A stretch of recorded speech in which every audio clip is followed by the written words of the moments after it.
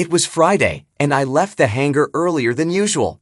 The guys had things to take care of, and after that, they'd probably leave since I wasn't there. I was eagerly anticipating the evening with my lovely wife, Zoe. We had known each other for almost 6 years and had been married for 3.5. We were both 29. Our intimacy had been a bit slow lately, and over the past month or so, she seemed a little distracted. So I decided to do everything I could to make the evening special. A bottle or two of good wine, a couple of ribeye steaks from the butcher, and roses from the florist instead of the supermarket. I planned to light some candles and hopefully find out what had been bothering her. I wanted to show her my love and, with any luck, have an early night. I got home long before she did. I made sure the house was clean, put fresh sheets on the bed, and set up candles in the bedroom. I set the table in the kitchen using our best silverware and napkins. I opened a bottle of wine to let it breathe and placed the roses by the front door so she'd see and smell them as soon as she walked in. She loves the scent of roses. I prepared the potatoes for my signature scalloped potatoes in the oven. Thin slices of potatoes lightly drizzled with olive oil, seasoned with salt, pepper, and a little rosemary. I carefully sprinkled mustard powder on the steaks, adding just the right touch of flavor. Everything was ready for her arrival. I was quite pleased with how it all turned out. All that was left was to wait for the love of my life to show up so I could sweep her off her feet and show her how deeply I cared for her. I hoped this feeling would last the entire weekend. I heard the front door open just as I was laying out the potato slices on the baking tray. The oven was preheating. I heard Zoe call out, "Richard, are you home?" That was odd, I thought. My car was parked on the road in front of the house, and the roses by the door should have made it obvious I was here. I had just finished sprinkling the rosemary on the potatoes when I heard her say, "All right, we got here first. We can sit on the couch. When he walks in, it'll look better if we're sitting and he's standing. He won't be startled when we tell him." "Tell me what?" I asked, stepping into the living room, where I was met by a shocked Zoe and another man. At first glance, I knew who this man was. Zoe had been talking about him for the past couple of months. He was the new deputy head of HR, just over 180 centimeters tall, fit, blonde, handsome, and a little arrogant. I must have had a confused expression on my face. He wasn't taking things too seriously and just extended his hand. "Hey, Dick, I'm Gerald." In a daze, I shook his hand. He had a firm grip, a very firm grip. He stopped just short of crushing my hand. What a jerk. I just stood there. He smiled at me. Zoe spoke up, "Richard, we need to tell you something." Was he staying for dinner? I could defrost an extra steak, and Gerald would eat it. She continued, "I'm going to spend the weekend with Gerald. It'll be just one weekend." I didn't see that coming. "What?" Gerald stepped forward. "This will be good for you. I'm going to teach her things you can only dream of. You'll enjoy being with her more after this. It's only for one weekend, and she'll never do anything like this again." "No, never," Zoe confirmed. I started to snap out of my shock. "If she does, I'll divorce her." Gerald walked right up to me, looked down at me, and said in a threatening voice, "No, you won't. You can't stop me." Still in that same threatening tone, he added, "No, I can't stop you, but I promise on the day you file for divorce, you'll have trouble walking. From that day on, your life will be filled with pain. The choice is yours." He stood next to Zoe and smiled at me, then continued in a normal voice, "She's going to spend the weekend with me, and I'm going to teach her a lot. She'll come back to you, and I'll never sleep with her again. She'll stay loyal to you after this weekend." He looked at Zoe. "Right, sweetheart?" What a joke, calling her sweetheart. I was stunned and had no idea what to do. "Have you already been together?" I accused them, assuming it from the way he called her sweetheart. "No, we haven't." "That would be cheating," Zoe exclaimed. "And this isn't?" I asked. "I need a drink," I muttered. "I'll get you a beer," Zoe offered. I growled at her. "I think I can at least do that myself." Gerald placed his hand on her shoulder. "Give him a minute, sweetheart. He's going to need time to process this. We've been talking about it for weeks, and we just dropped it on him in a few minutes. He needs time to realize that this is inevitable. He'll agree. They always do." It was clear he had done this before. I rushed to the kitchen. I had a feeling Zoe wanted to follow me, but he held her back. At that moment, it was probably a good idea on his part. And what was with him calling her sweetheart? That really infuriated me. What an idiot. When I got to the kitchen, I saw the open bottle of wine. I poured a glass and took a big gulp.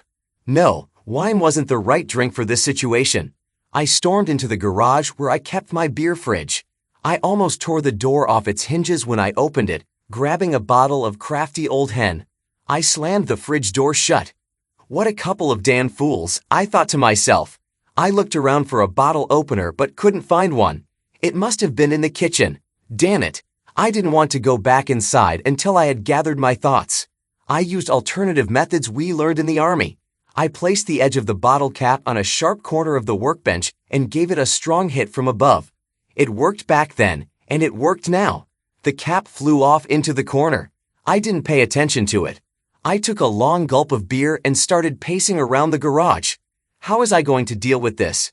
Gradually, I started calming down, thinking things through. A plan began to form in my mind. I walked to the other end of the garage, opened the cabinet, and took what I needed, tucking it into the back pocket of my pants. I finished the beer in one long pull, grabbed another bottle, and headed back to the kitchen. This time, I opened the bottle properly with a bottle opener. I also prepared something else. Carefully, I slid the largest knife from the knife block into the back of my pants, along with the other item. It was just for show. I had no intention of ending up in jail. I felt confident in my plan. That was it. I took a deep breath and walked back into the living room. The cheating idiots were sitting on my couch, holding hands. I looked at them.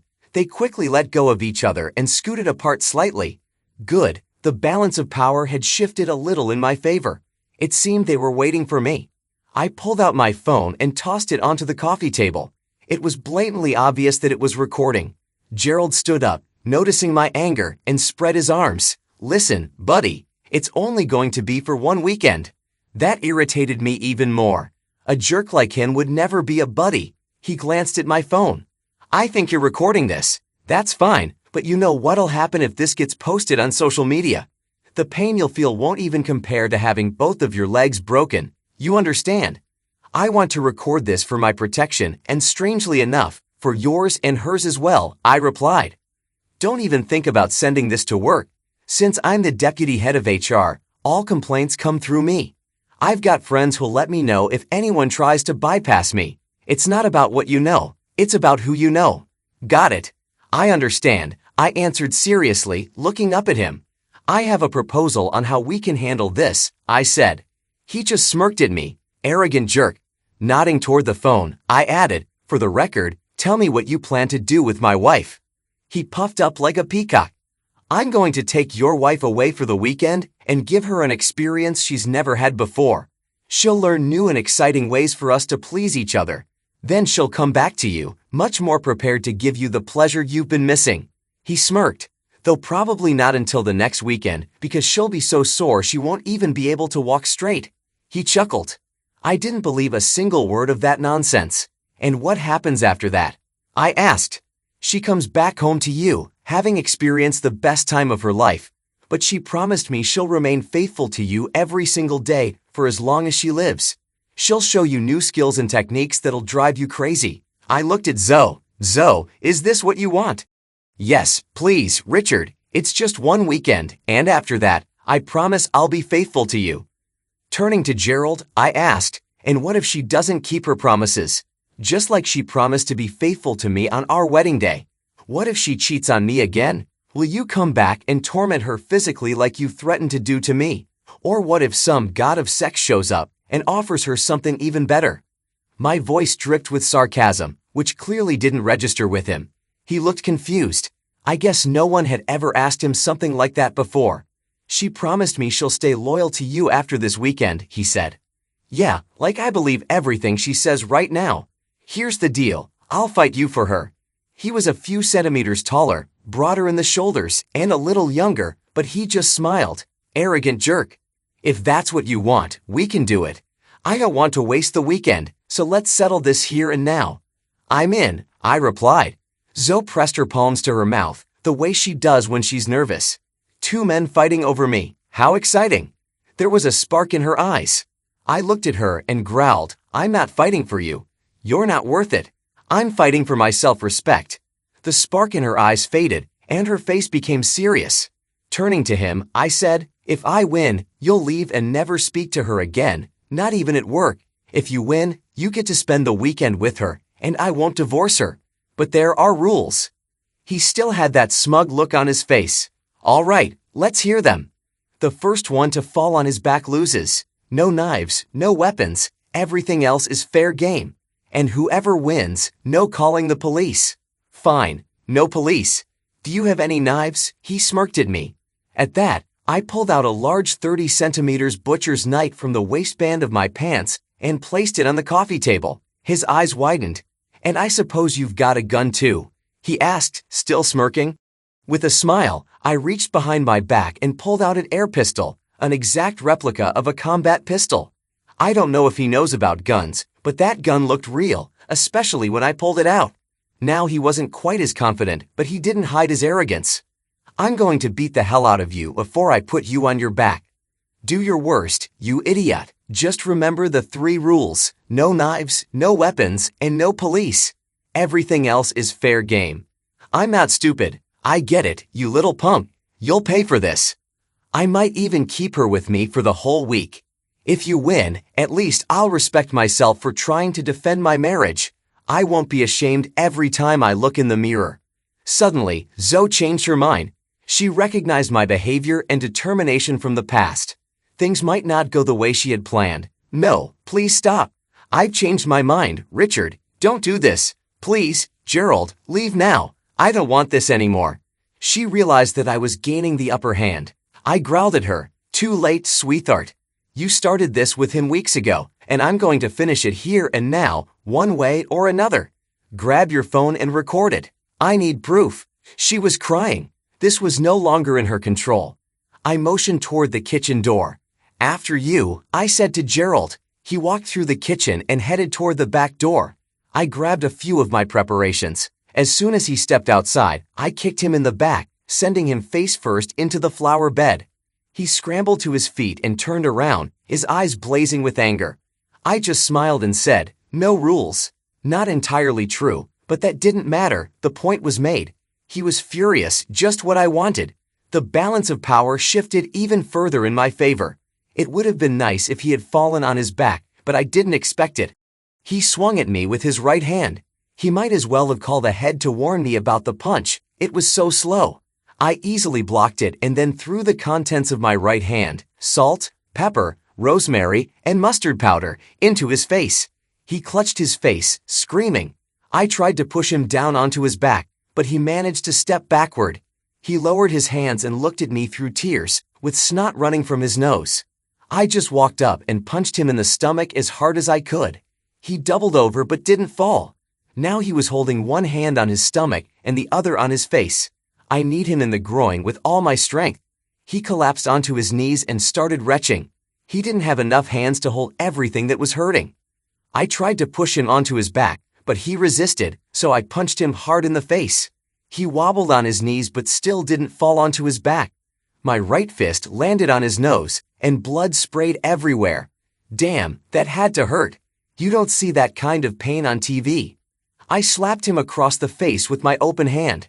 His head snapped back, and then I hit him with the back of my hand. That was a dumb move. My hand hurt like hell. I leaned in close to him and quietly said, "You can stop this. All you have to do is lie on your back." I raised my hand again. His knees buckled, and he collapsed onto his side, then rolled onto his back. The power balance was fully in my favor. I glanced at Zoe. Tears were streaming down her cheeks. I couldn't tell why she was crying. Grabbing Gerald by the hair, I yanked him to his feet. I wasn't gentle. I opened the gate to our garden and told him, "Remember this. You will never speak to her again, coward. And if the police come to visit me, this beating will seem like nothing."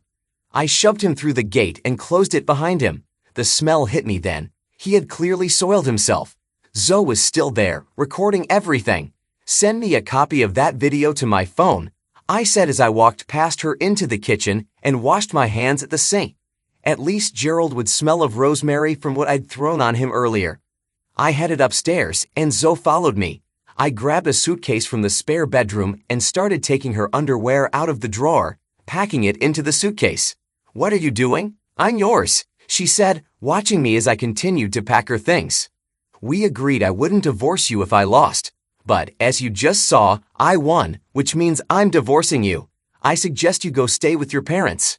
I carried the suitcase downstairs, opened the front door, and threw it outside. I picked up my phone and dialed her mother's number. "Hello, Richard. This is a pleasant surprise. What can I do for you?" Mary asked. "Would you be so kind as to come pick up your daughter? I'm divorcing her." With that, I hung up the phone. I sent her the audio recording of Gerald boasting about how he was going to spend the weekend with her daughter, and I included Zoe's clear agreement. Then I turned off my phone. I took Zoe by the hand, led her outside, and closed and locked the door behind her. I ignored the knocking, and after a while, it stopped. I expected a visit from the police, but they never came. Maybe Gerald was too ashamed to admit he'd been beaten by someone smaller than him. No matter, I spent Saturday sorting through all of Zoe's belongings and doing some calculations. When my grandparents passed away, the house was left to my sister and me. I took out a small mortgage to buy out her half. I was sure I'd need to reimburse Zoe for the portion she paid toward the mortgage. I edited the video and audio clips and sent them to every email address I could find at Zoe's workplace. Idiots like Gerald must have made some enemies along the way. I was sure they'd make sure the recordings reached the head of HR. On Sunday morning, Zoe's father came by to pick up the rest of her things.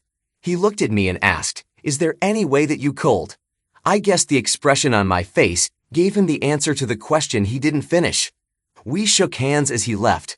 I suspected Zoe's parents were one of the reasons the divorce went so quietly. It's been just over 4 months since I filed for divorce. It was a Saturday afternoon, and I was in the garage cleaning my air guns. I had a shooting competition the next day. I heard the doorbell ring. I was about to get up when someone called out, "It's okay, I'll get it." It was Clara, the woman who kept my house in order. Clara appeared at the garage door. "There's a lady at the door who says she's your wife. About 170 centimeters tall, blonde hair, around 30 years old, maybe a little more." I put the kettle on and left her in the living room. I went to the living room. It was Zoe. She looked nice. She had tried, but she seemed about 5 years older. She didn't look well. This was the first time I had seen her since I'd kicked her out. "What do you want? I'm paying you the agreed amount for the house." She looked at me. "Richard, I'm so sorry. I made a terrible mistake." He convinced me and promised everything would be okay. He told me that if you really loved me, you would let me go through with it. He sounded so convincing. He even had one of the girls tell me how it worked for her. "Is that other girl still married?" I asked. I knew the answer, but she wasn't sure. "I don't know. I don't work there anymore." After everyone got the video and audio recordings, I was so ashamed. No one wanted to talk to me. I had to leave. I have to ask, are you still seeing Gerald? No, I never intended to. He kept his side of the deal and never spoke to me again, but he didn't stay long. He missed a few days of work, and by then, everything had fallen apart, and they kicked him out of the building. Rumor has it another husband beat him up. "It wasn't me," I said. When I dragged him to the back gate, I warned him. The police never showed up at my door, but I kept looking over my shoulder and stayed away from dark places. Serves him right. He's not a decent man. Decent men don't sleep with other people's wives. "Please, Richard, can we try again? I'll never do something so stupid again. Please. I really love you, and I thought it was for your own good, but I'm sorry, honey. It was a mistake, and I never should have done it," she pleaded with me. At that moment, Clara entered carrying a tray with cups, saucers, a teapot, a milk jug, and some biscuits. Setting the tray down on the coffee table, she said, "You might want to let it steep for a while." Then she disappeared back into the kitchen. Zoe watched her leave. "Or have you already found someone to replace me?" "That's Clara. She cleans here once a week. She's a cleaner at our hangar. I work so much that I don't have time for it myself. I had to take out an extra mortgage just to pay you. So, is there any chance? Please, Richard." I poured myself some tea and took a sip. It was weak. I should have waited, just like Clara had suggested. It's been almost 4 months, and I haven't heard a word from you. You haven't contested the divorce. Why now? She looked down at her knees, embarrassed. "I know I made a terrible mistake. I wanted to give you time. I hoped you'd miss me, and I had to gather the courage." My mom said that if you love me, you could give me another chance. Dad said I'm wasting my time, but I had to try. Richard, please. I took another sip of tea. Clara came in with a tray full of cleaning supplies and headed upstairs. I'm just going to tidy up upstairs. There's nothing in your bedroom I shouldn't see, right? She chuckled softly. Hope you've put away all your bondage gear. And with that, she ran upstairs without waiting for an answer. I looked at Zoe. That's her little joke. You know we never got into anything like that. Maybe we should have, but you never wanted to explore anything out of the ordinary, except with that idiot. Even doggy style was too much for you. Zoe looked at me, but I didn't answer her question. I was still angry with her, but I kept myself in check. What do you think? I continued. You blindsided me, telling me you wanted to spend the weekend with another man. You planned it for weeks and gave me 2 minutes to decide, threatening me with violence if I didn't agree. You got excited at the thought of 2 men fighting over you, hoping your lover would win so you could enjoy your weekend of wild sex, then come back and expect everything to go back to normal. But for me, that would have been the new normal, and in your mind, I would never have been as good as your lover. Yes, I was excited when the two of you were about to fight for me, she admitted. But then I saw you pull out a knife and your air gun. That's when I realized I had made a mistake and that Gerald would never win. I didn't want you to go to jail because I put you in that situation. I'm truly sorry. Zoe, I loved you with all my heart. You killed that love when you told me you wanted to spend the weekend with him. For the past few weeks, you've been distant and quiet, and I thought something was wrong. I tried to cheer you up. Now I know why. You were planning to sleep with that jerk. I had a special dinner planned, and there were flowers. I was right there with you, but you listened to that scumbag instead. You didn't come and talk to me. You turned it into a done deal by threatening me with violence. How can you do that to someone you claim to love? I'll never be able to trust you again. In fact, it hurts just to be around you. She didn't touch her tea. I think it's time for you to go, I told her. She stood and headed for the front door. I opened it for her. She looked at me and said, I love you. I'm really sorry, but I understand. I threw one more line at her. Remember that girl who told you about Gerald? Yes, Karen Prescott. She's about to become Karen Jones. Her husband's making her take back her maiden name. She turned and walked away in tears. I didn't watch where she went. I wondered how Clara was doing upstairs. I went up and saw that my bedroom door was open. Walking in, I unbuttoned my shirt and tossed it on the floor. Clara would probably scold me for that later, but I didn't care. I stepped into the bedroom and saw Clara lying on my bed, the blanket pulled back, wearing black stockings and a smile. I couldn't find your bondage gear. That's because I don't have any. Too bad. I would have liked to try it. By now, I was down to just my underwear. I went to the bathroom, took the belt from my robe, and, returning to the bedroom, said to Clara, this should do. Let's try it. She jumped up, turned around, and put her hands behind her back. I quickly tied them. I laid her down on her back and slipped my head between her stocking-clad thighs. Almost an hour later, Clara was resting her head on my shoulder. One of her legs, still in the black stocking, was draped over mine.